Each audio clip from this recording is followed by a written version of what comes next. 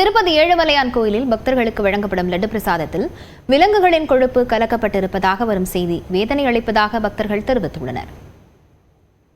இதை கேள்விப்பட்டதுலேருந்து எதை சாப்பிட்றது சொல்லுங்க, பயமா இருக்கு. எல்லா அடல்ட்ரேஷன், எதை சாப்பிடணும்? ஒரு திருப்பதி லட்டுல இந்த மாதிரி பண்ணலாமா? தப்பு இல்லை. அந்த சாமி ஏத்துப்பாரா? எப்படி இப்படி வந்திருக்குன்றது நம்ப முடியாத உண்மையா இருக்கு. ஆனால் நடந்திருக்கு, நடக்கக்கூடாது. அப்புறம் பெருமாள் பிரசாதம் சாப்பிட்றதுக்கும் பயம் வந்துடும். வெளியில் சாப்பிட பயப்படுறோம். அடுத்தது பெருமாள் கிட்டே வரக்கூடாது. அதுக்கு ஏற்ற தண்டனையை கொடுத்து கண்டுபிடிக்கணும்.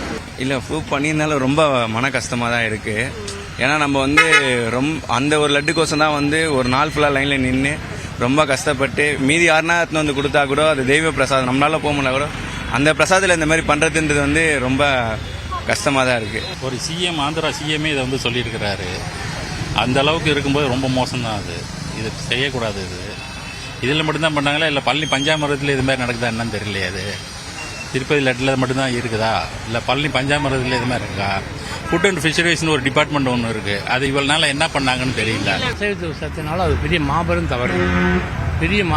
அதனால் அவர் ஆட்சியை இழந்துட்டார். சரிங்களா? அதனால் ஆட்சி அவர் இறந்தது காரணமே அவர் செய்த பாவத்தினால தான்.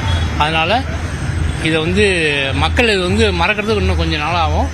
அந்த லட்டு சாப்பிடும் போது அந்த திங்கிங் அவங்க இருக்கும், கொஞ்ச நாள் இருக்கும். அதனால் இனிமேல் நடக்காமல் இது பார்த்துக்கணும். அங்கே செய்கிறாங்கல்ல அந்த இடத்துலயே இந்த மாதிரிலாம் கிடையாது. அது மாதிரி இருக்காது, 90% இருக்காது. அது உண்மையாக பொய்யான்றதுக்கு அவருக்கு தான் தெரியும்.